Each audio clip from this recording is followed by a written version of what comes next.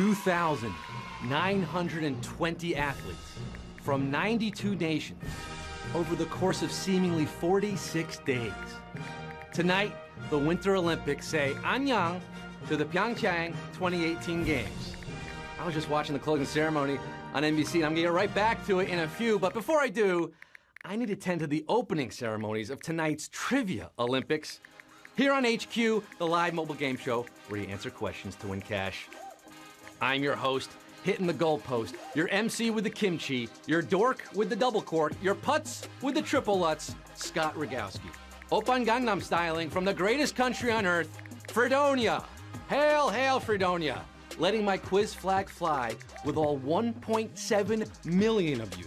Live, right now, around the world, including Jeff Laser Ramsey, Jack Cotillo, Christina Hibbert, Dinero, Edward and Sylvia, and happy birthdays to a whole lot of you. Amberly, Ashley, Anna Lowe, Sammy Fox, Frank and Connor O'Keefe, Eli Klein, Kate B., Sean Fulmer, Kristen, Gabby, Ruby, Ryan Gallardo, Jen Linehan, and Bighorns Thomas. Happy birthday. Are you suiting up for us with the first time tonight on HQ?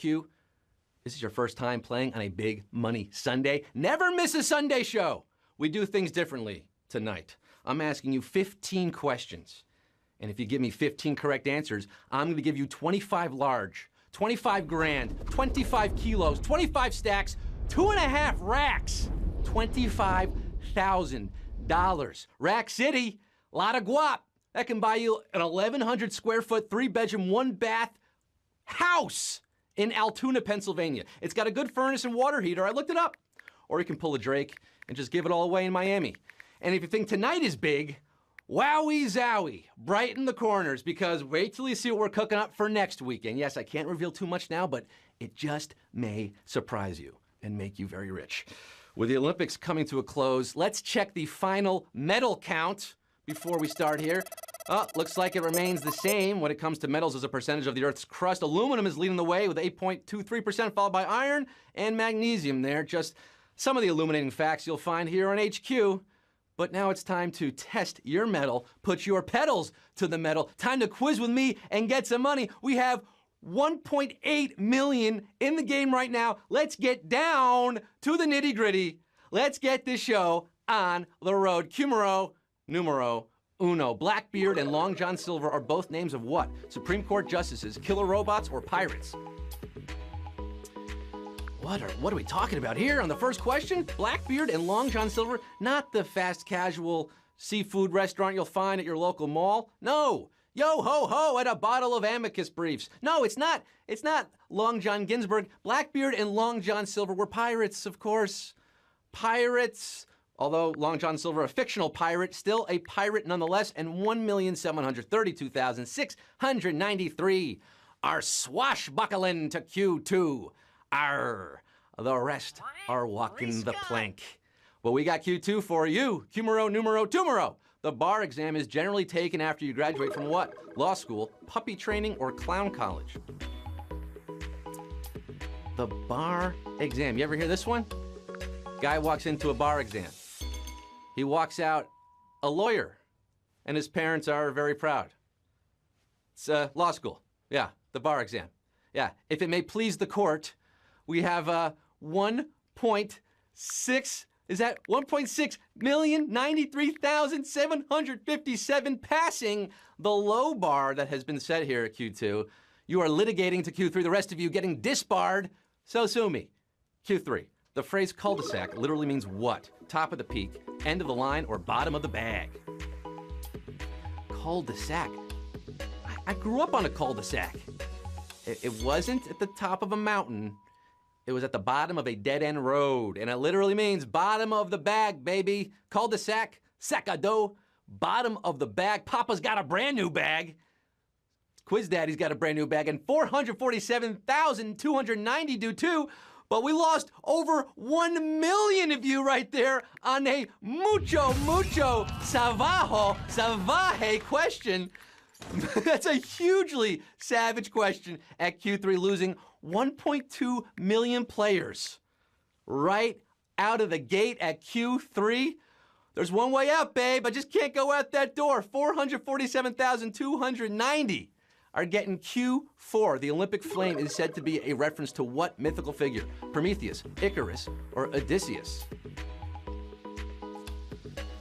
Prometheus, Icarus, Odysseus. I don't see Iculus on there. In ancient Greece, back when only the gods held the secret of fire, one titan dared steal it from them and give it to humans. That man was Prometheus, or that man god, I should say, demigod, whatever he was. Prometheus, 240,850, remember the movie? Thanks to this guy, we can now make s'mores, although he was punished by Zeus with eternal torment. It's a fair trade-off.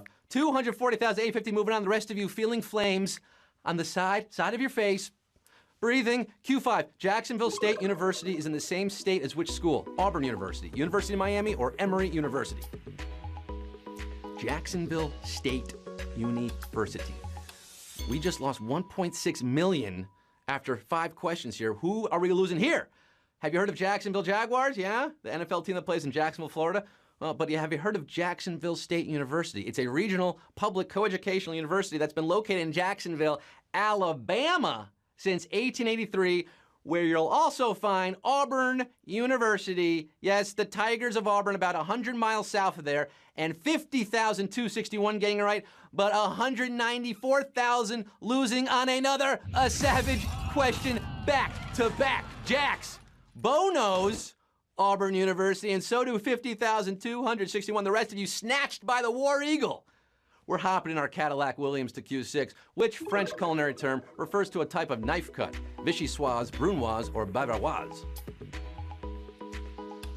And then there were 50,000 HQties, just like that. Vichyssoise, that's a soup, best served cold. Bavaroise, well, that's a fancy way to say Bavarian cream en français, but a brunoise is a fine type of knife cut on vegetables. You julienne, then you dice again. 25,189 slicing and dicing their way through this quiz tonight. The rest of you are like Anthony Bourdain. You have no reservations for Q7. The Devon School is heavily featured in a famous book by which author? J.D. Salinger, William Faulkner, or John Knowles? The Devon School. Forget your troubles, come on, get preppy.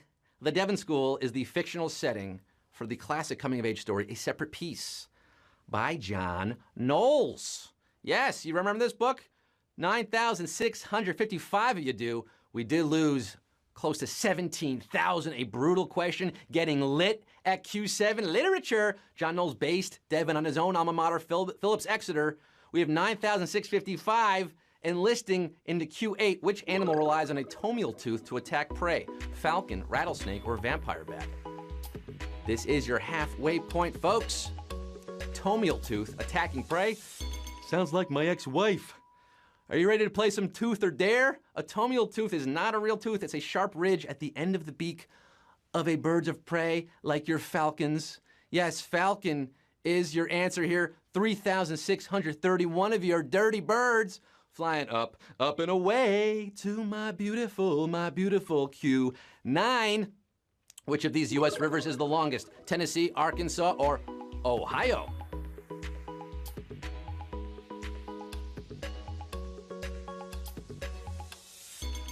Little Rock, Big River. The Arkansas River is the 6th longest in these here United States, easily besting Ohio's and Tennessee's much shorter waterways. Arkansas is a natural, and it is your answer at Q9, 1,182.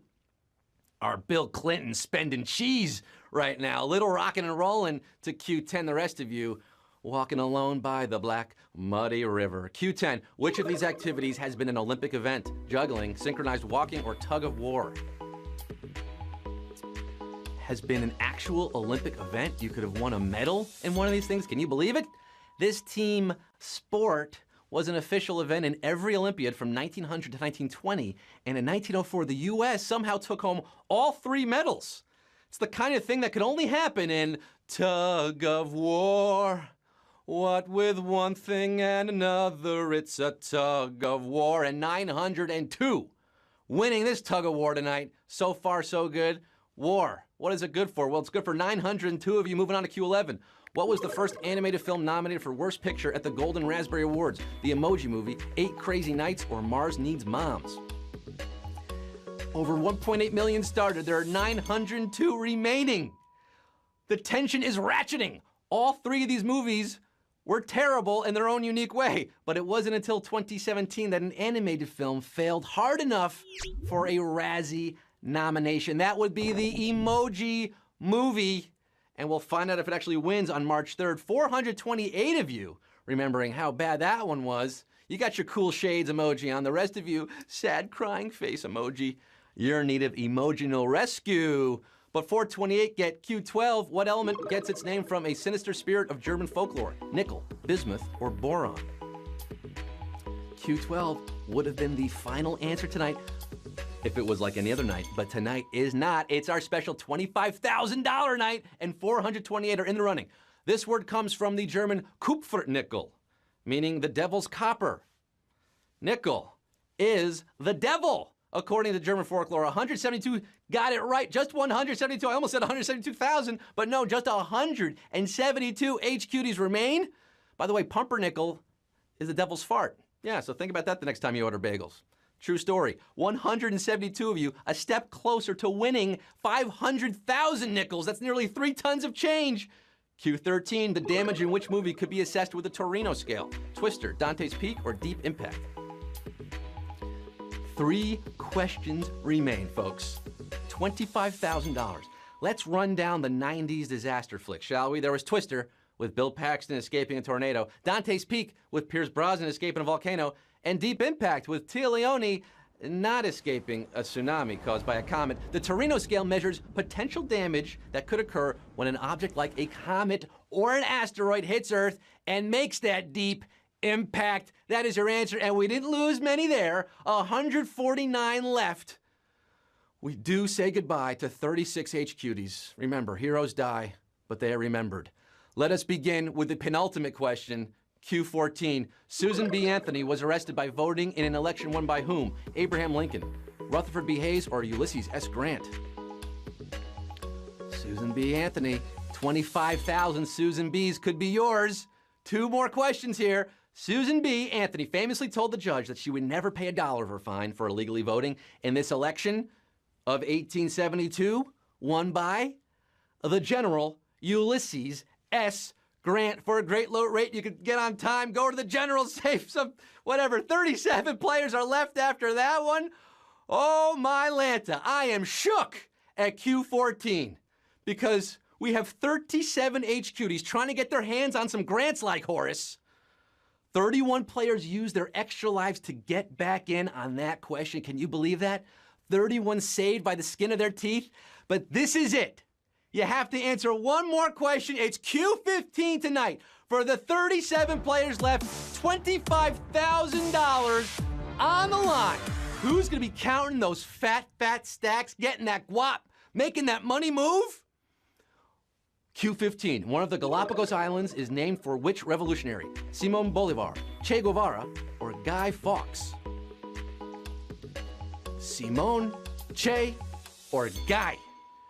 Ay, Chihuahua! Guy, Che, or Simon? We're locked in. Pencils down. The final question. 21 islands make up the Galapagos Islands, part of the Republic of Ecuador. Admittedly, this one is a very minor island. It's actually 2. There's a north and a south, both crescent-shaped, uninhabited, named for a controversial Roman Catholic revolutionary. Arrested in the failed gunpowder plot of 1605, he's got his own mask, his own day in Britain, and his own island. It's not Fox News. This is fair and balanced. Guy Fawkes is your answer. And we have 38 winners. Yeah, baby!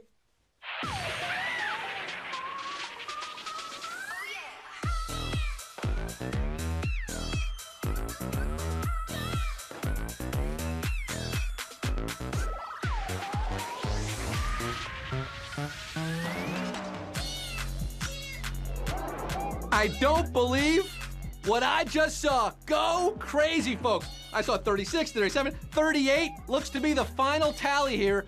38 winners, splitting $25,000. That's $657.90, 89 cents. You're not gonna quibble over a penny, are you, Mr. Reluctant?